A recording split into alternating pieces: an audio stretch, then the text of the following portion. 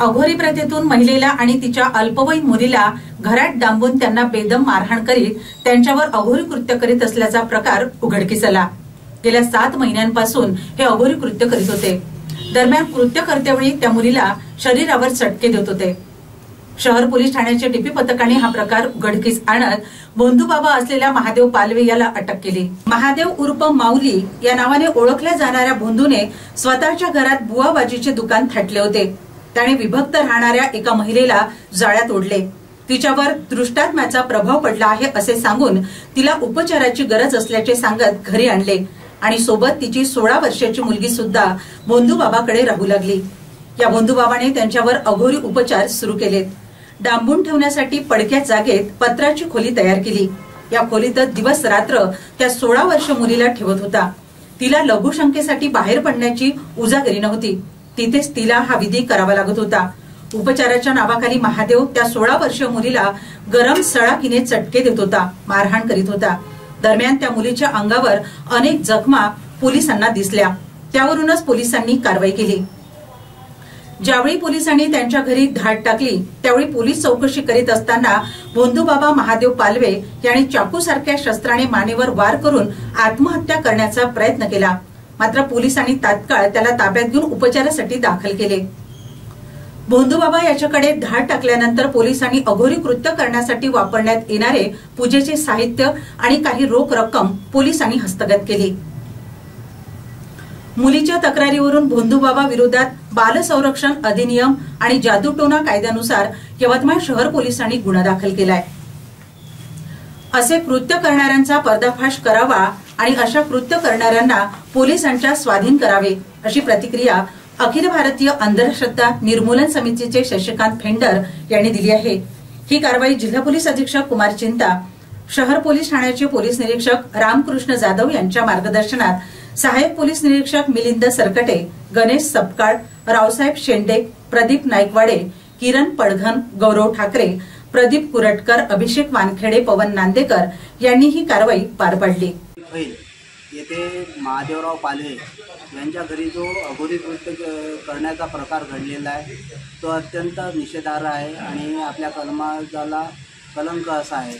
त्या ठिकाणी जे काही साहित्य सापडलं, अघोरी साहित्य, अघोरी पूजा करण्याचं जे साहित्य सापडलं, कासव असो किंवा एखादं यंत्र, जे वेगवेगळे खडे सापडले, तर ह्या अघोरी कृत्य करून तो मनुष्य कालच्या मुलींच्या त्याच्या आईच्या अंगावर डागण्यात येत होता आणि जीवाला धोका निर्माण करत होता।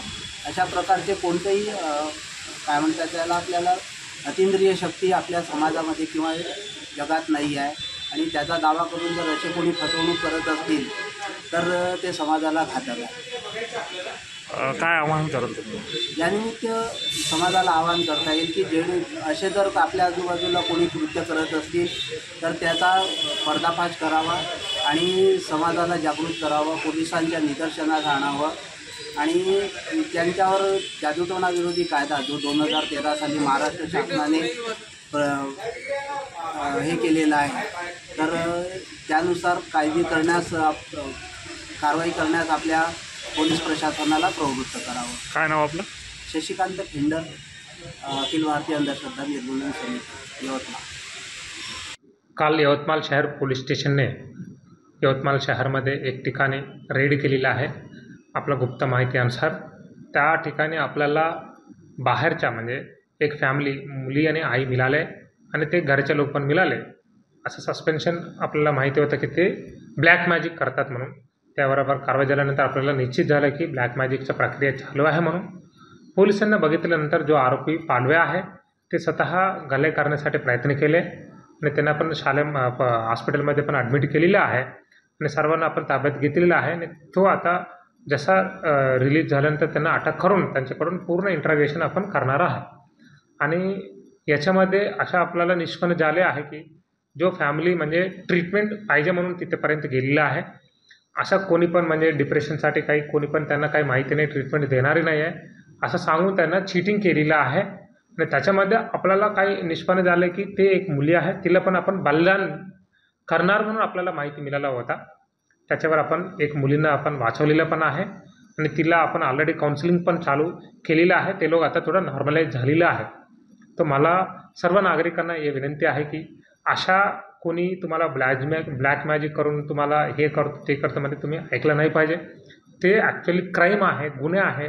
महाराष्ट्र जादूटोला प्रतिबंधक कारवाई गुन्हा आहे, कायदा आहे, त्यानुसार हे क्राईम आहे. त्यामुळे सर्व लोक तुमच्यासमोर काही अशा आले, कोणी सांगितले, पोलिसांच्या नॉलेजमध्ये आणा. त्यांच्यावर आम्ही कारवाई करतो आणि तुम्हाला मदत करतो. थँक्यू.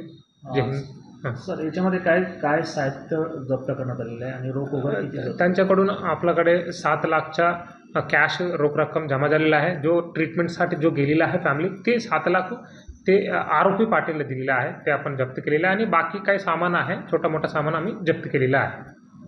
ओके.